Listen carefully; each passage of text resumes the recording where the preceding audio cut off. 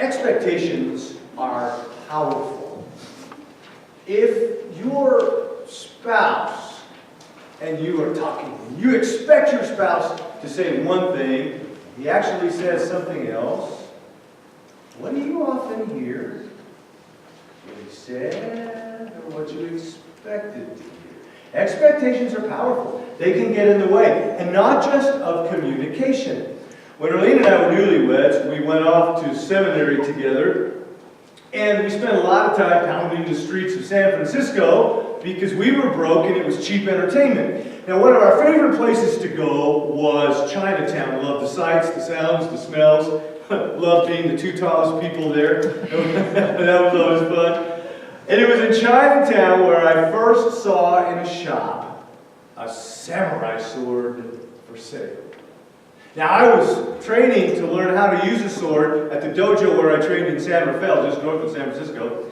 And the sword was in the right price range for a Christmas present. I was training with a sword at school, needed my own sword, and so I asked for a samurai sword for Christmas.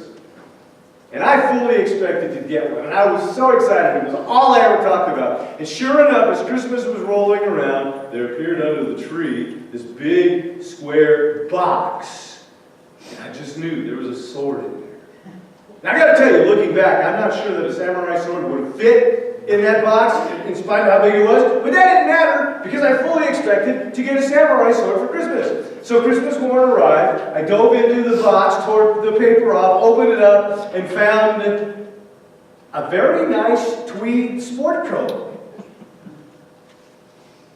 I was shocked at what I found. And Arlene was shocked at my reaction to what I found.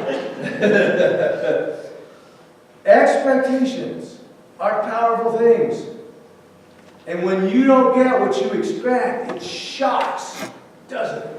And I think shock kind of describes the reaction of the disciples that is at the event that is described by Dr. Luke in his History of the Life of Jesus. Join me in Acts, 3rd book in your New Testament, 24th chapter. Now, I know some of you are going to have your tablets open, and that's really cool, and welcome to the 21st century. And I'm just going to trust that you're reading your Bible and not playing solitaire. Luke 24. Now, the disciples clearly believed that Jesus was the Messiah. We know this because about midway through Jesus' adventure with them, they acknowledged that he was the Messiah. Since they believed him to be the Messiah, they had heavy-duty expectations of him. They fully expected the Messiah to live forever. They fully expected the Messiah to use the divine power of God to overthrow the Roman Empire. They fully expected the Messiah to institute an eternal kingdom with its capital at Jerusalem. Then Jesus died. Then Jesus rose from the grave. And then Jesus gave them an assignment which they did not expect. We pick up the story, verse 45. This is after the resurrection. It's that evening. Then Jesus opened their minds to understand the Scriptures. So much in such a little bitty verse. Jesus connected the dots using the Old Testament. He connected the dots about the Messiah in a way that none of the Jewish teachers or scholars did then or have done since. He connected the Messiah with Daniel's divine Son of Man figure with Isaiah's suffering servant.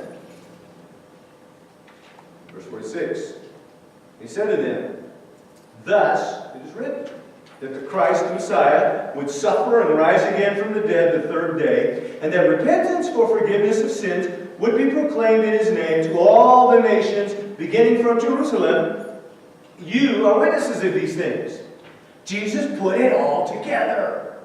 And he had been talking about this stuff from about the midpoint of their adventures together. And they hadn't heard it, they hadn't gotten it, because their expectations were in the way.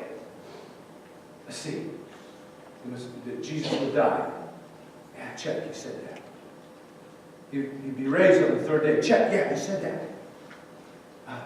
forgiveness of sins in His name needs to be proclaimed to the whole world. Yeah, I guess He said that. And then He said, and you guys are going to do it. And they said, whoa, wait a minute. What? What? Yeah. They expected to be rulers. But Jesus commissioned them to be missionaries. We call it the Great Commission. So important that it's found in a different form in each of the 5 history books of the New Testament. The first 5 books of the history books. It's a great commission. And the disciples weren't, that was not on their bucket list. That was not what they were expecting. They thought they would be kings on thrones sitting next to Jesus, and He's given them a commission. We call it a Great Commission. We use that term like we know what it is. Usually when you hear about a commission, it's some organization in Washington messing up life in general. We use it a little differently when we talk about the Great Commission. A commission is a task or matter committed to one's charge. It's an official assignment. Jesus gave His followers an official assignment, and they didn't catch on. If you go read the book of Acts, Luke's second book in the New Testament, the history of the early church, what you will very quickly discover is it took them a while, several years in fact, for them to catch on to this whole missionary idea. Why? Well, because they expected the Messiah to come for the Jews, for them. They had a very serious case of us for and no more. And it took several years to get over that, all because their expectations were wrong. Now, when you gave your life to Jesus, what did you expect? Forgiveness of sins? Check. Answered prayer? Check. Jesus' presence in the good times and the bad? Check. An assignment to go get people to come to Jesus? Whoa, wait a minute. Oh, hold on. No. Do you remember what Jesus said when He called His first followers? He said, follow me, and I will make you fishers of men. Now, the authority of what Jesus said, I think we can honestly say, if we are not fishing, we are not following. If we are not fishing, we are not following. Now, we may expect this whole Christian thing to be all about us. Okay? Forgiveness of sins, Jesus' presence, answered prayer. We expect these things to be all about us. But God makes it plain, made it plain from the very beginning. Even to Abraham. We talked about Abraham in Sunday school this morning. God called Abraham, said, I will bless you, and you will be what? A blessing to all nations. It's never been all about us. If we're not fishing, we're not following. And Paul stressed that. He put it this way, and I'm going to read from the God's Word translation, because I think this is just about the clearest rendering of this text. God has done all this, forgiveness of sins, answered prayer, His presence. God has done all this. He has restored our relationship with Him through Christ and has given us this ministry of restoring relationships. In other words, God was using Christ to restore His relationship with humanity. He didn't hold people's faults against them, and He has given us this message of restored relationships to tell others. God has given us the message of restoring relationships with God. He has given us the ministry, the job of restoring relationships with God. We call it the Great Commission. And if we're not fishing for people who've gotten lost from God, we can call ourselves followers of Jesus. So how do we do this Great Commission? Well, it's interesting. Strategies for accomplishing this big assignment have changed over the years. In Paul's day, they had a very effective strategy. It worked very well for them. Paul, Barnabas, eventually Silas, Timothy, they would go to a major metropolitan city like Ephesus or Corinth, And on the Sabbath day, they would go to the Jewish synagogue. And visiting rabbis, they would then announce, Jesus is the Messiah we've been looking for. Now, the rest of the days of the week, they would go to the city center where people came to buy their groceries and to get news about what was happening around the empire. You see, back then there were no grocery stores, no television, and certainly no internet. So they came to the city square where they would buy groceries and talk to people to find out what was going on. They especially liked to talk to people who weren't from around here. Well, Paul, Barnabas, Silas, that crowd, they weren't from around there, so they would go down and talk to people. It was a very effective strategy as people got saved, to use a 20th century term. People gave their lives to Jesus in the synagogue and in the city square. They got together, they started a church. Then Paul and Barnabas and crowd would go on to another big city. Meanwhile, this church, this new church, so excited about what God was doing in their lives, they told others who told others, and the good news spread out from Ephesus or Thessalonica, Corinth, spread out into the surrounding areas. It was such an effective strategy. Now get this. Within 20 years of Jesus' death, there were thriving congregations all throughout the Mediterranean world. Even in the capital city of Rome. Very effective strategy. When I graduated from college, I went to a really exciting church in the Pacific Northwest, Kennewick Baptist Church. They had very effective strategy to accomplish this big assignment. They have lots of guests on Sunday mornings. 10 to 15% of their Sunday morning attendance were guests. Some had been invited. Most had just wandered in. Well, they registered the guests, and then on Monday nights, they went out to visit without making appointments. They just went out, knocked on doors, introduced themselves. They were invited in, talk about stuff, shift the conversation, spiritual stuff, share the good news. People got saved. The following week, those people that prayed to receive Christ were in church, walked the aisle, came for membership and baptism, and were baptized within a couple of weeks. In the 3 years that I was privileged to be the youth minister there, we baptized anywhere from 45 to, we led to Christ anywhere from 45 to 50 people a year and baptized the lion's share. It was an exciting time. And if by chance our assignment wasn't home, which was rare, very rare, we would just pick a door at random, knock on the door, introduce ourselves. Believe it or not, they invited us in, sit down, offer us coffee, tea, whatever, share the good news of Jesus Christ, and quite often people got saved. It was a very effective strategy. In the 3 years I was there, I saw that church grow from 175 to 300. When Arlene and I went to seminary, we tried that strategy in San Francisco. It didn't work. Tried it in East Tennessee. Didn't work.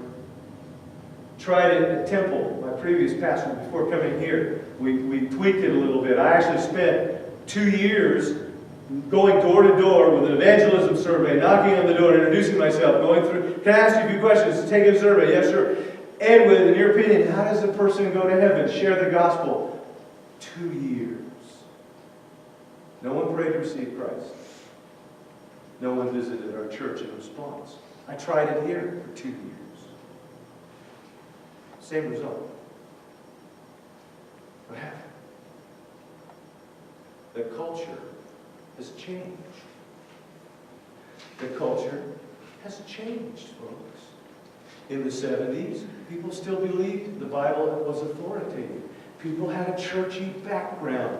People remembered not just where their parents went to church, but they had been to church themselves. It was a different culture.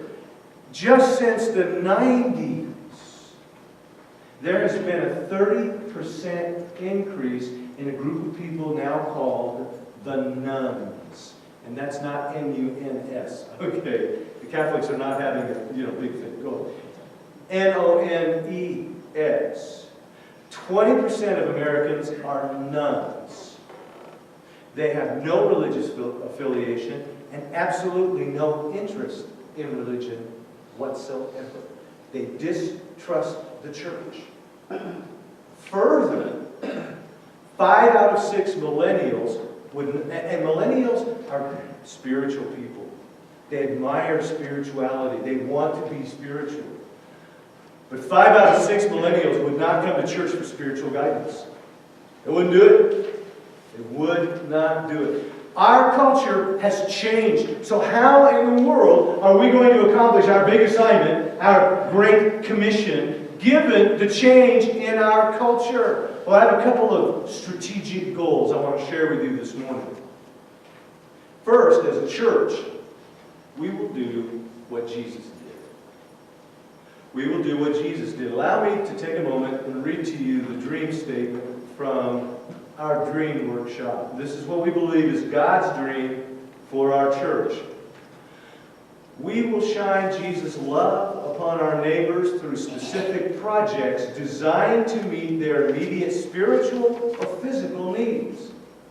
As Jesus fed 15,000 men, women, and children with a few small fish and loaves of bread, we will trust God to empower us to offer, quote, the bread of life to those without God's hope and help. Like a friendly campfire draws lost hikers to its warmth and promise of aid, we will work with God to see that in the next 7 years, 300 of our neighbors will come to the bright love of Jesus shining in our lives and from this hill. See, Jesus healed the sick. He cured lepers. He raised the dead. He fed tens of thousands of people with a little boy's sack lunch.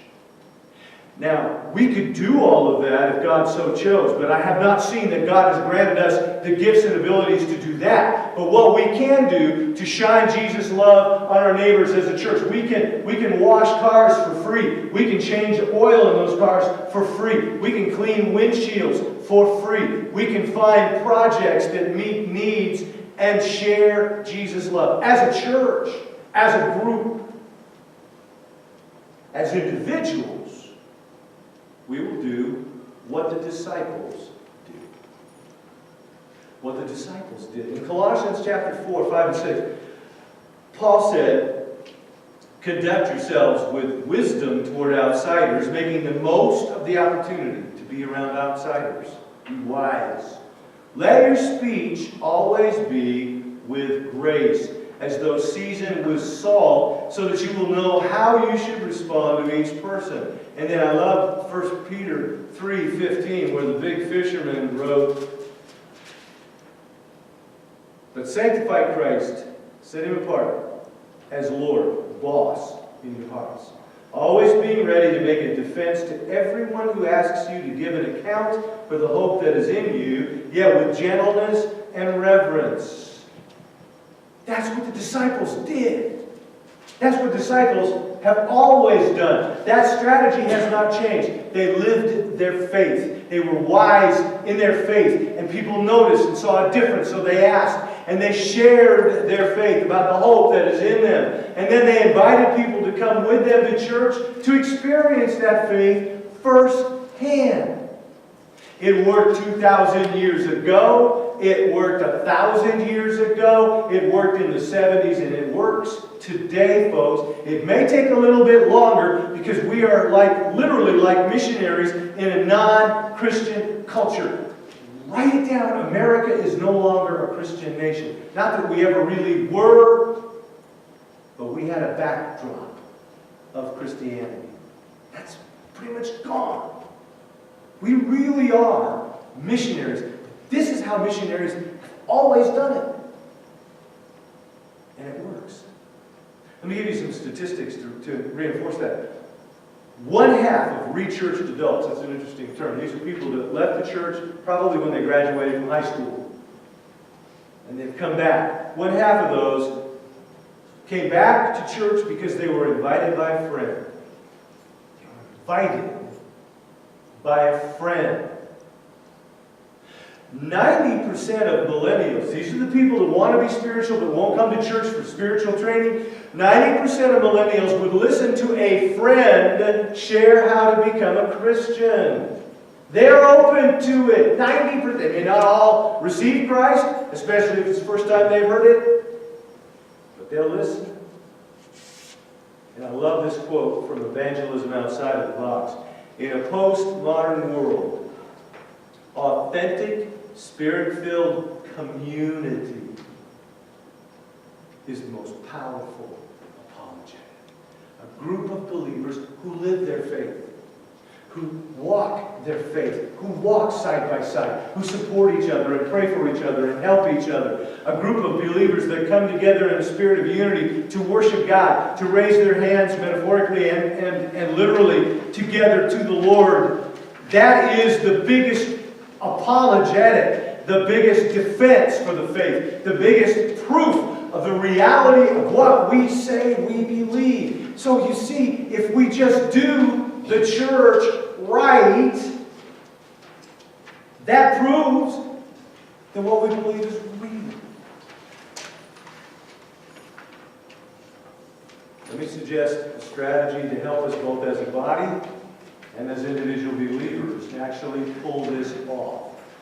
This is something we've been doing now for years. First of all, seeker-sensitive worship. All that means is we try to keep the music up-tempo. We try to not use big, fancy, churchy words. I don't preach in a suit. I'm wearing jeans today. Don't get to do that very much. I got the fisheye from my wife this morning when she realized I was wearing jeans, but it was too late to change. All right, so seeker-sensitive worship, so that people who don't go to church aren't driven away by the way we do what we do. Impact lists. We're praying for our friends and neighbors. Non-threatening, come and see events like the Easter egg hunt that's happening on the last Sunday of this month, March 25th? 4th? Okay. Letter writing project. We're trying to contact everybody in our community in Southeast Nashville. High attendance Sundays. Easter Sunday. Let's start praying now. Planning to be here. Planning to bring somebody with us. Easter and Christmas. People who don't go to church will still go to church if invited. Invite your friend. Invite your neighbor. Invite your family member. Just say, the pastor's going to be talking about why we can actually believe Jesus was raised from the dead. That's what the message is going to be. I'm going to give logical, rational proof that Jesus really did raise from the dead. Okay? We accept that, at face value, but the world doesn't. Okay? So we're going to celebrate the resurrection. We will also have a high attendance Sunday in September. A world-famous magician and godly Christian is going to be here in the worship time doing some magic and then sharing the good news of Jesus Christ. And then at Christmas time, we'll pick a Sunday in December and set it aside as high attendance Sunday. Bring friends. Outreach cards for members to carry. Car care ministry, which is still a marvel to everybody in the association that we do this. Many churches have tried. They don't have the facility to do it as we've done it. Community picnics to make friends. This is something new. In May and in September. Every Sunday in those months, right after worship, we're going down with our blankets and picnic lunches to the Southeast Library campus. Pointing in the right direction, right? You feel like the scarecrow in Wizard of Oz. We're going to throw frisbees, eat our lunch, give away bottles of water, try to make friends. Just trying to make friends. Our band ministry on Sunday mornings, continue to do that. Prospecting membership, this is so important.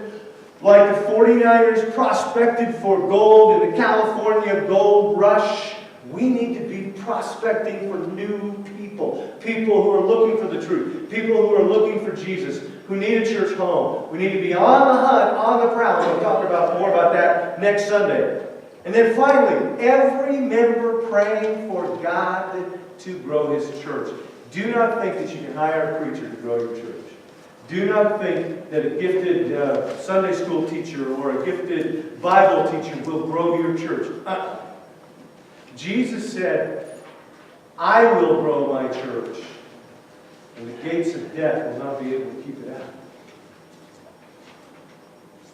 We need, each and every one of us, whenever we talk to the Lord, we need to be praying. For those people we know who aren't going to church, we need to be praying for God to grow His church. Not for numbers. For the people who need to be discipled. That's our big assignment. That's how we can be missionaries at 625 Bell Road.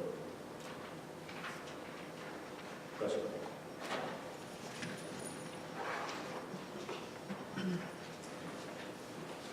You know, Lord, over the years, I've had some big assignments. We talked about that in Sunday school this morning.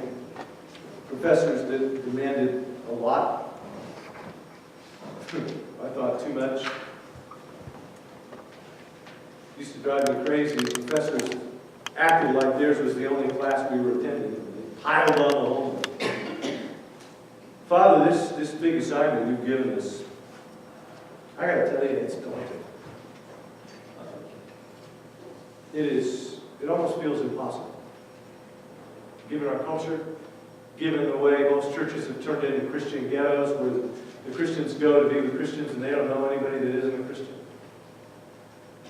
A culture that's not amenable to the gospel anymore. It just seems like it's impossible. But God, the Roman world was rife with unimaginably culturally acceptable sinful behavior, ethics gone crazy, idol worship, demon worship. The Christians were pariahs. They were worshipers of strange deities. They were cannibals because they ate the body and blood of some dude named Jesus. They were looked down upon. They were mistreated, and yet the good news spread throughout the empire. It's no more possible today than it was then. So God, we need your power as a body. As a body, as a group of believers, we need your power to accomplish our assignment. But as individuals, because we are the church, if we're not seeking to accomplish our assignment, then the church won't be able to. Oh, we can do everything we want to do as a group. Change oil, clean windshields, da-da-da. But if we as individuals are not fishing, we're not following. We need your power to do that. We need you to open our eyes to see where the fish are, to send us where the fish are biting. We need your help, God. Because we want to complete our big assignment. In Jesus' name.